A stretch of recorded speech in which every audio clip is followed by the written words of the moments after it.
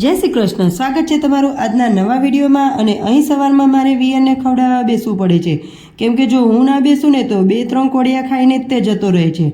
पछी हूँ लईने बेसी गई हती पानना पत्ता साफ करवा माटे, केम के आजे मारे पाननो मुखवास ट्राय करवानो हतो। मैं पहला क्यारे ज बनाव्यो नथी। पानना मस्त नाना नाना पीस करी लीधा अने पछी एमां धाणादाळ, टोपरानुं छीण, खजूर कटली, तूटी फूटी, केसर लच्छा, 2 चमची जेठी मध अने 2 चमची काथो नाखी थोड़ी वरियाળી नाखी लीधी अने पछी मैं तेने मिक्स करी लीधुं।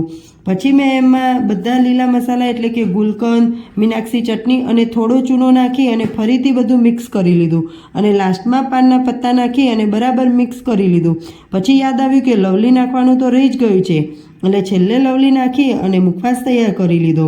અને મારે તો દિવાળીની તૈયારીમાં બસ મુખવાસ જ બની છે અને હજુ તો અમારી રજાઓ નક્કી થઈ નથી એટલે ખબર નહીં કે ક્યારે અમે ઘરે જઈશું।